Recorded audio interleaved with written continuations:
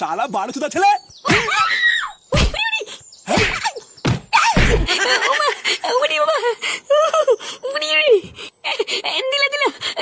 আমার মাথাটা ভেঙে দিল রে। শালা অজাতের বাচ্চা, ঘরে 3 বেলা বসে বসে গিলে গিলে শরীরে রস হয়ে গেছে তাই না? আজকে 100 টাকা দাও, কালকে 200 টাকা দাও, তার টাকাটা কি হারামেন নাকি? হ্যাঁ, বাছুর থেকে সার হয়ে গেল, তাও এখানে ঘরে বসে বসে গিলছে, এক ফোঁটা লজ্জাও করে না।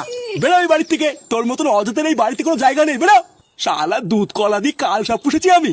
হ্যাঁ, বাড়া একবার দাঁড়াও না, একবার নিজের পায়ে দাঁড়াই, তারপরে দেখবা এই কাল সাপের কি চোদন। তখন যদি 100 বলে ছবি না করেছি, ওরা আমার নামা ফুটো না। বড় বালের রে, ছিঁড়ে আটি বাঁধবে।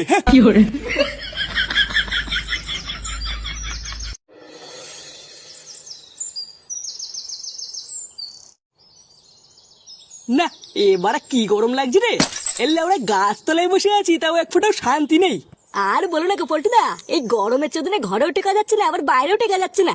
ভাবলাম গাছতলায় মাচার উপরে একটু শুয়ে থাকলে হয়তো আরাম পাবো। ও বাবা, মনে হচ্ছে মাথার নিচে কে যেন আগুন ধরে দিয়েছে। শান্তির ছেলেগুলো যেভাবে গাছ কেটে কেটে ফাঁক করে ছাড়ছে, গরম তো পড়বেই।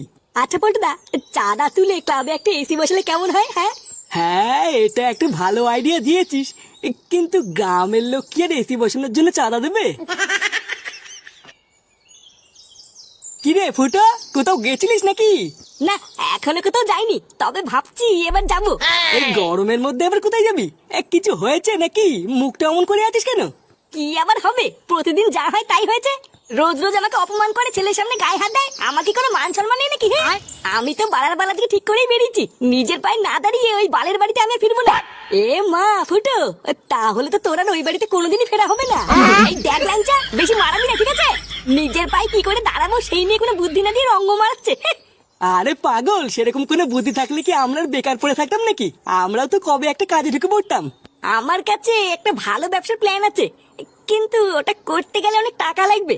কি ব্যবসা? আমাদেরকেও বল, যদি আমরা তোর কোনো সাহায্য করতে পারি। বাড়া, আমি ভাবছি একটা ক্যাটারিং এর ব্যবসা খুলবো। মানে বুঝতে পারছিস তো? মানে হলো কোনো বিয়ে বাড়িতে বা অনুষ্ঠান বাড়িতে হাঁড়ি করে ভাড়া দেওয়া, খেতে দেওয়া, এইসব।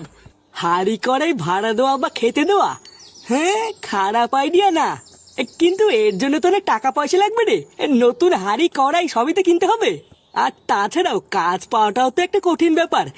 কেউ কি তাদের কোনো অনুষ্ঠানে এত বড় একটা দায়িত্ব আমাদেরকে দেবে? আরে হ্যাঁ রে, এই কাজ পাওয়া নিয়ে তুই তো চিন্তা করছিস কেন? আমি তো আছি নাকি? তুই শুধু একটু দেখ না ভাই, যদি কিছু সামান্য টাকার ব্যবস্থা করা যায়। আমি তোদেরকে কথা দিচ্ছি, আমার ব্যবসাটা একটু বড় হলে তোদেরকেও আমার সাথে নিয়ে নেবো। হ্যাঁ, সবই তো বুঝতে পারছি, কিন্তু একটু দাঁড়া, আমার বাপের কাছে একবার চেয়ে দেখি।